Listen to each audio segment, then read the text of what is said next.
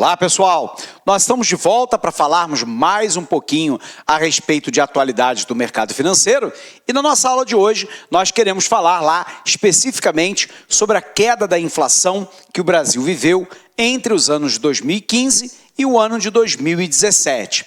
Então vamos lá, vamos tentar entender um pouquinho disso, tentando compreender primeiro o que é que nós estamos chamando de inflação. Então veja aqui. O que é que nós estamos chamando, pessoal, de inflação? Inflação é quando eu tenho lá o aumento, né, que é generalizado e sustentado do nível de preço dentro da economia. Então, inflação é o aumento generalizado, é o aumento sustentado do nível de preços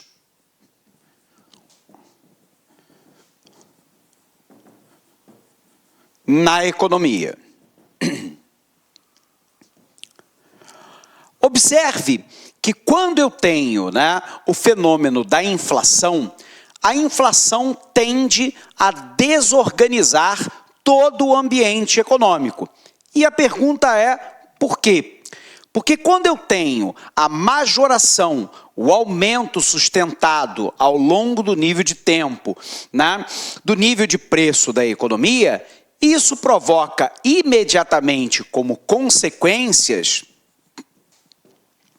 primeiro, uma perda de renda e capacidade, portanto, de compra,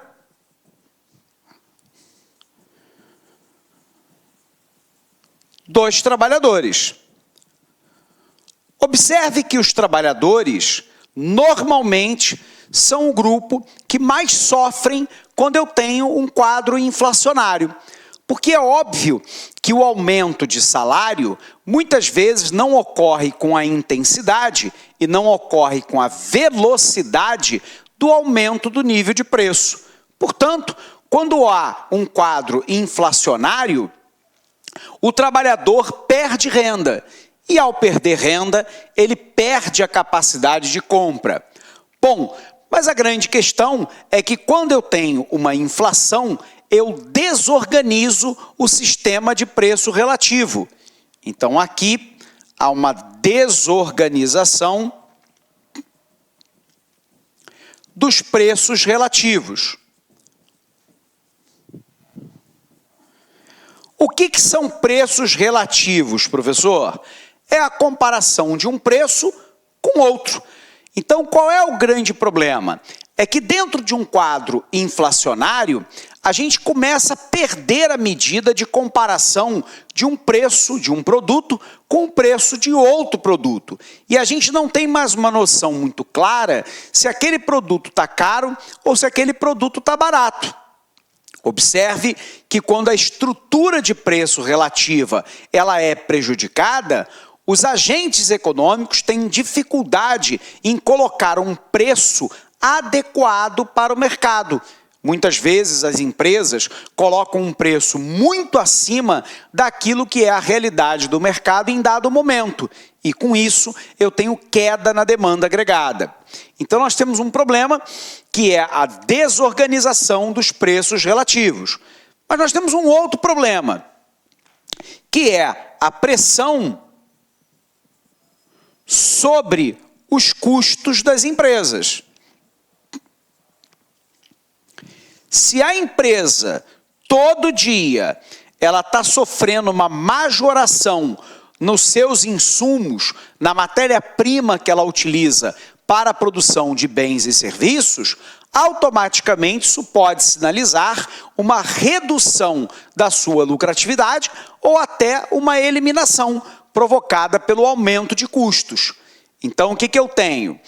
Eu tenho uma perda de renda e da capacidade de compra dos trabalhadores, eu desorganizo os preços relativos da economia, eu crio uma pressão de custos sobre as empresas e isso acaba redundando no seguinte: numa redução ou eliminação da lucratividade das empresas. Então, uma possibilidade, vamos colocar aqui, aqui abre uma possibilidade de redução ou de eliminação da lucratividade das empresas. Porque se a empresa não conseguir passar o aumento de custo para o preço final do produto, a sua lucratividade encolhe ou é eliminada. Eventualmente a firma desabastece o mercado ou ela simplesmente deixa de existir. Mas há uma perda para o governo, que é a perda de receita real. O que é a receita real? A receita real é a receita nominal de impostos menos a variação da inflação. Quando eu tenho um quadro de inflação, existe um lapso temporal entre o período de apuração do tributo e o efetivo recolhimento ao cofre público. Vou dar um exemplo para você. Durante o governo Sarney, nós chegamos a pegar uma inflação no Brasil de 84% ao mês. Qual era a consequência? O período de apuração do tributo era do dia 1º até o dia 30 de cada mês. E o recolhimento se dava no dia 15 do mês subsequente. Resultado, você tinha um lapso temporal muito grande entre o período de apuração do tributo e o efetivo recolhimento. Todas as vezes que você tem isso dentro de um quadro inflacionário, o governo está perdendo receita real. Ela está sendo comida pela inflação. Então a inflação, né, ela é um grande problema dentro da economia. No entanto, eu quero chamar a atenção que a deflação, que para muitas pessoas parece algo positivo, não é. A deflação é quando eu tenho uma queda generalizada e sustentada do nível de preço dentro da economia. E aí as pessoas podem raciocinar, mas a queda de preço é boa, porque as pessoas vão voltar a consumir. Você está raciocinando como consumidor. O problema é que você tem que raciocinar também como a firma. Se você tem um quadro de deflação, vamos colocar aqui. Se você tem um quadro de deflação, então lembrando, deflação é a queda generalizada e sustentada do nível de preço.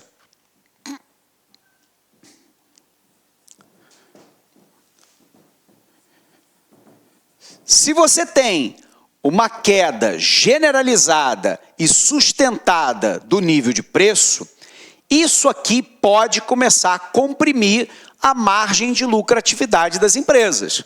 Então, ceteris paribus, vamos colocar aqui, ceteris paribus, ou seja, tudo mais permanecendo constante, isso aqui vai provocar a redução do lucro das empresas, podendo até eliminá-la. Quando a lucratividade da empresa é menor, a empresa reage tendo menos estímulos para ofertar. Então a empresa reage diminuindo a oferta agregada. O problema é que quando a oferta agregada é menor, eu gero menos emprego. A queda do emprego provoca a queda da renda. A queda da renda provoca a queda na demanda. E com a queda da demanda, a firma reage diminuindo a oferta. Resultado, a economia se encaminha então para uma recessão, que nós já sabemos, é quando eu tenho a queda por 2 trimestres consecutivos, no mínimo, do nível de atividade econômica. E, eventualmente, eu me encaminho na economia para uma depressão, que é uma recessão prolongada no nível do tempo. Então, a deflação, ela é pior do que a inflação, porque ela sinaliza que a economia está indo para o círculo vicioso, de queda do emprego, da renda, da demanda e nova queda da oferta, a economia está indo para o buraco de vez. Bom, sendo assim, é importante a gente lembrar que a gente não tem apenas um único tipo de inflação, né, para poder tentar entender, né, esse pico inflacionário que o Brasil teve ao longo dos últimos anos. Então vamos apagar aqui. Quando a gente fala de inflação, a inflação mais conhecida da maioria das pessoas é o que a gente chama em finanças e economia de inflação de demanda. Mas ela não é a única. Nós temos a inflação de demanda, a inflação de custos e a inflação inercial. Bom, como é que funciona a inflação de demanda? É quando eu tenho lá uma demanda agregada que no curto prazo é maior do que a capacidade de oferta da economia. Às vezes o aluno me pergunta assim, professor, mas se o empresário está vendo que tem demanda, por que ele não faz a oferta? Mas ele faz. Na verdade, o que ocorre é um lapso temporal entre a demanda e a capacidade de oferta. Porque o empresário, muitas vezes, ele não tem como aumentar a produção da noite para o dia. Ele precisa comprar máquina, equipamento, ferramenta, instalações, galpões, recrutar, treinar a força de trabalho, conseguir matéria-prima, insumo, logística, para então ele começar a produzir. O problema é que no curto prazo, se a demanda for maior que a oferta, o nível de preço começa a subir. E aí eu tenho inflação de demanda. A pergunta é, professor, a inflação que nós vivemos, né, no ano de 2015, 2016, foi uma inflação de demanda? Não. Ela foi essencialmente uma inflação de custos. O que é uma inflação de custo? É quando um custo básico da economia é majorado. Você viu lá que no ano de 2015, a presidente Dilma Rousseff autorizou um aumento na energia elétrica, que na média aumentou 56%. Por um outro lado, ela aumentou os combustíveis, na média, em 24%.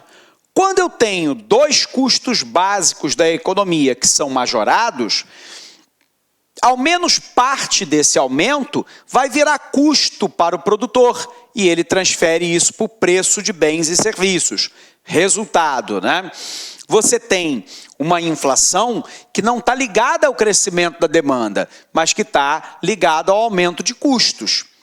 E, finalmente, você tem uma inflação inercial. A inflação inercial é a memória inflacionária.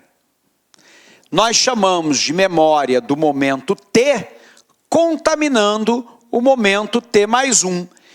Como é que funciona isso, professor? No ano de 2015, de novo, nós tivemos uma inflação de custos de 10,8% no ano. Com isso, os agentes econômicos perderam renda. Eu e você, como trabalhador, perdemos 10% da nossa renda. Mas o empresário perdeu isso em termos de preço de produto, o governo perdeu isso em termos de receita de tributos. O problema é que no ano seguinte, o momento T mais 1, 2016, todo mundo quer reajustar preço pela inflação do ano anterior.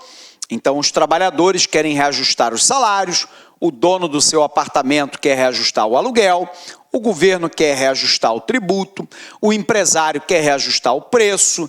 Só que quando todo mundo reajusta preço, em 2016, baseado na inflação de 2015, o indicador de 2016 é contaminado pelo indicador de 2015. E aí o resultado, né, disso para o Brasil, no momento recente, que é o que nos importa, é que a gente teve uma inflação em 2015 de 10,8% e em 2016 de 6,67%. Uma inflação muito alta, muito acima do centro da meta de inflação. Então vamos apagar aqui para a gente visualizar. Então, qual é o cenário que a gente tem, pessoal?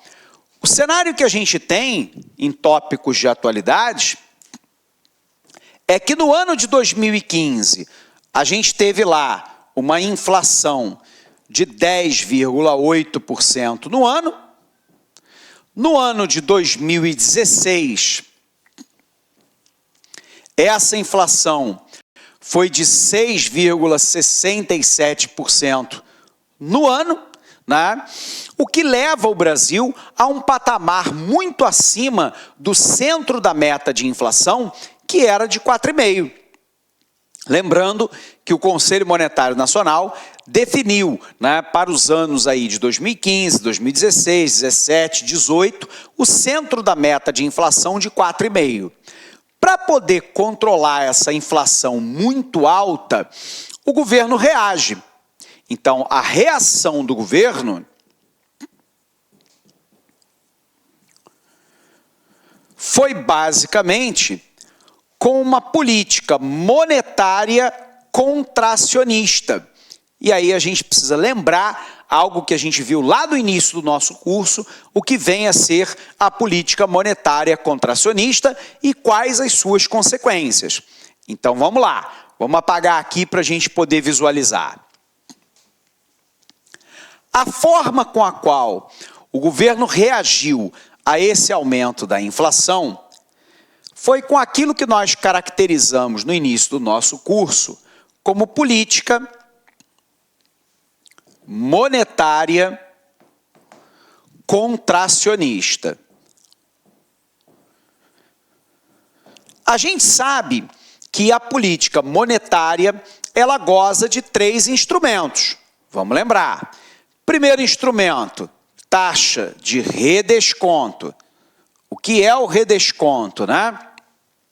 É aquele dinheiro que o Banco Central empresta para o banco comercial a curto prazo. O Banco Central cobra uma taxa, que é o redesconto. Depois, a taxa de compulsório. O que é o compulsório? É aquele percentual sobre os depósitos à vista que obrigatoriamente tem que ser recolhidos ao Banco Central. É dinheiro fora do mercado. E, finalmente, o mercado de título público. Título público, vamos lembrar, é uma confissão de dívida do governo federal, onde ele se compromete a pagar o valor de face mais uma taxa de juros pré ou pós-fixada.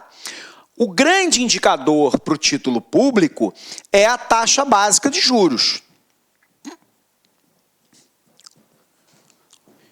que no Brasil nós chamamos de taxa Selic, né? Então, o que acontece, né? Se o governo está querendo contrair a economia, o governo foi lá, aumentou a taxa de redesconto, aumentou o compulsório e provocou a venda de título público, né, a uma taxa de juros, taxa Selic, elevada. A taxa de juros no Brasil chegou a 14,5% ao ano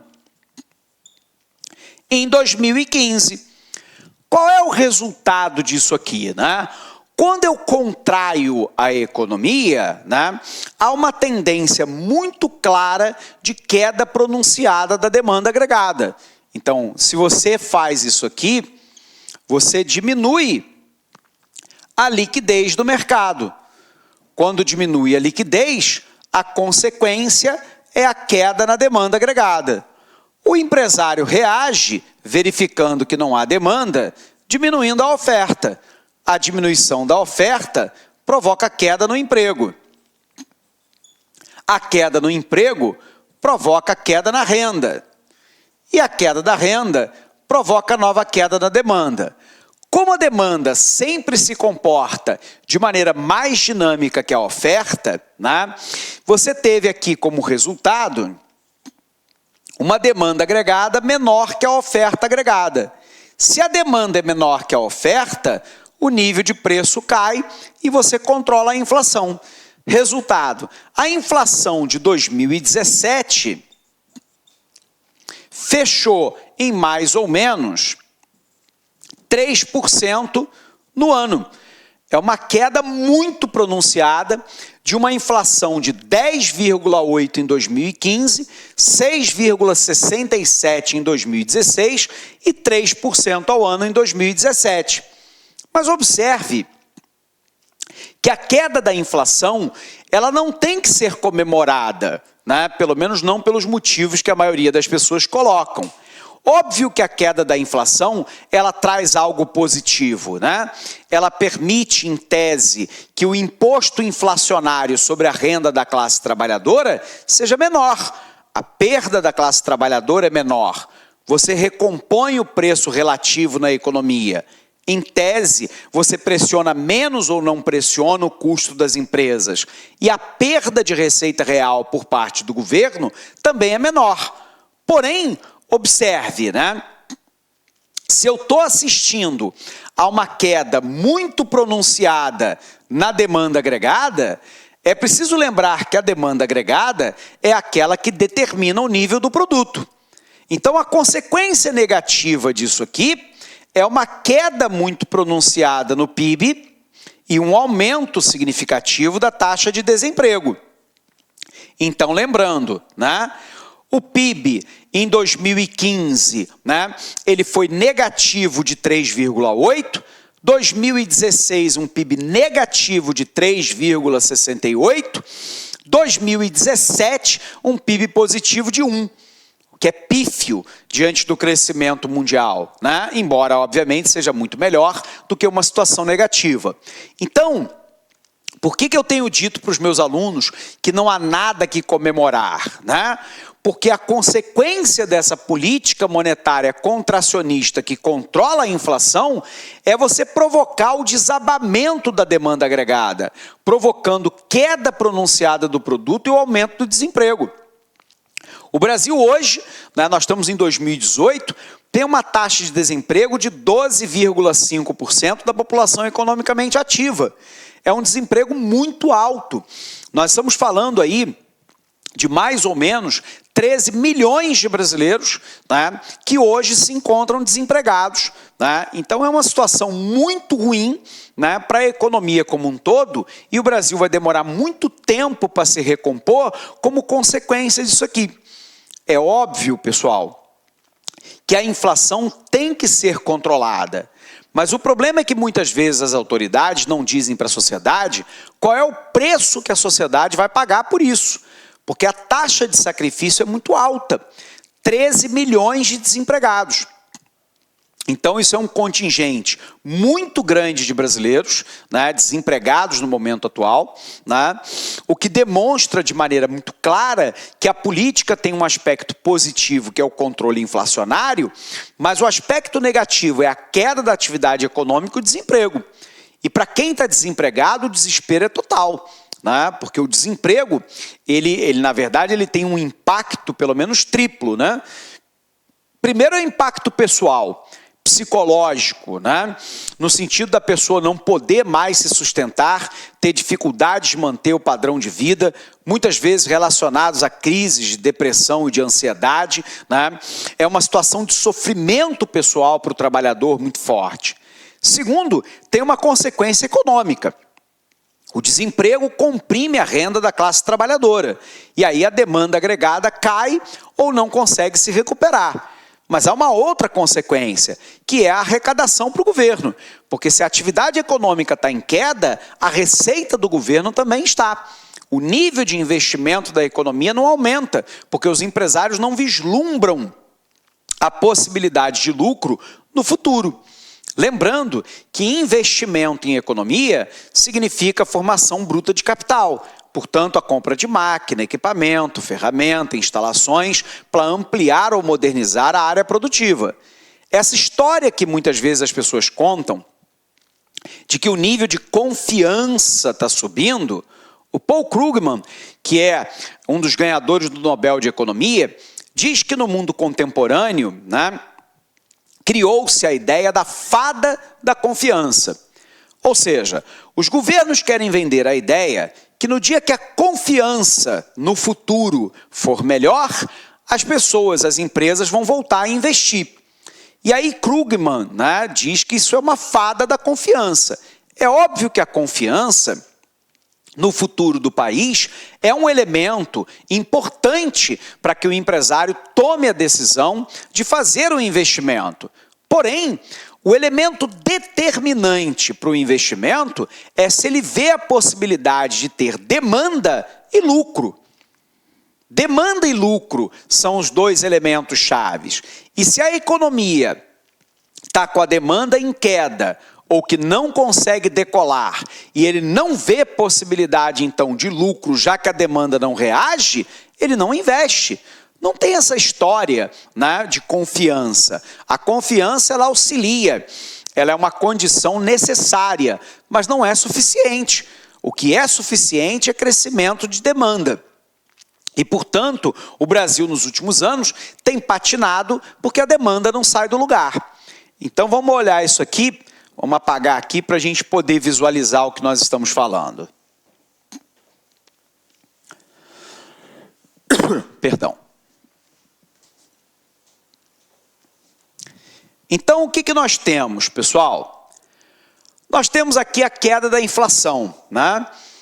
A inflação de dezembro do ano passado, medida pelo Índice Nacional de Preços ao Consumidor, o IPCA, foi de 0,44%.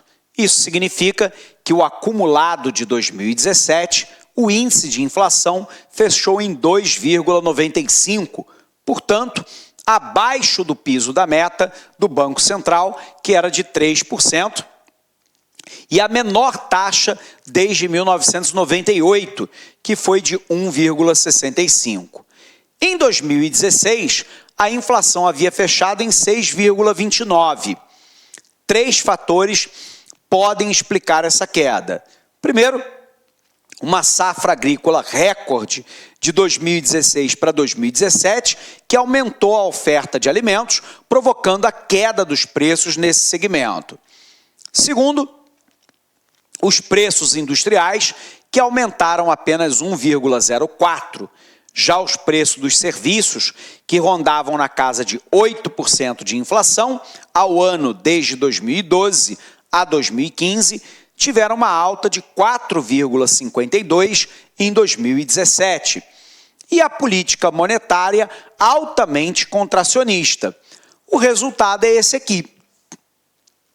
Em maio de 2015, maio-abril de 2015, uma inflação de 8,17%. O auge foi alcançado em janeiro de 2016, com uma inflação de 10,70%, lembrando que aqui é uma inflação anualizada, né? Em maio de 2016, 9,27%, e aí começa a derrocada da inflação no Brasil, fechando dezembro de 2017, de novo anualizada, em 4,01% de inflação, contra uma inflação, né, de 2,95% no ano. Aqui essas inflações são em 12 meses, comparativo aos 12 meses anteriores. Dessa maneira, quais são as consequências positivas e negativas, né, da queda da inflação? A primeira consequência é a redução da perda de renda por parte da classe trabalhadora, que deixa de perder renda para a inflação. Quando o preço sobe muito, a classe trabalhadora perde renda e perde capacidade de compra. Previsibilidade econômica. Com uma inflação sob controle, há maior horizonte de previsão sobre aquilo que potencialmente vai acontecer no futuro. Há uma redução de custos para as firmas, porque elas veem lá que as suas matérias-primas deixam de ser tão pressionadas pelo custo da inflação. Só que isso, né, tem também um aspecto negativo, que foi a queda da atividade econômica e o aumento do desemprego, resultado de uma política monetária altamente contracionista, né, no período. E se a gente quiser complementar isso aqui, Quando o governo praticou uma política monetária contracionista, elevando a taxa Selic, o que aconteceu, né? Com uma taxa Selic em alta, aumentou a despesa financeira do governo. O aumento da despesa financeira aumenta o déficit público, que, por sua vez, aumenta o endividamento. O aumento do endividamento aumenta a relação dívida-PIB, ou seja, o quanto o país deve em relação ao seu produto interno bruto. Então, como diria o professor Milton Friedman de economia, não há almoço de graça. Alguém vai pagar. Então você controla a inflação por um lado, mas provoca queda do produto, aumento do desemprego. O aumento da taxa Selic provoca, ceteris paribus, o aumento da despesa financeira, provocando mais déficit público, mais endividamento e maior relação dívida-PIB. E aí, obviamente, alguém irá pagar. Você viu no espelho hoje de manhã, né? Você e eu, quem vai pagar? Somos nós. No futuro, nós teremos que pagar, né, essa dívida outrora contraída. Legal? Bom, pessoal, com isso nós encerramos nossa aula por aqui. Não antes sem desejar para você um grandíssimo abraço, bons estudos e até a nossa próxima aula. Até lá!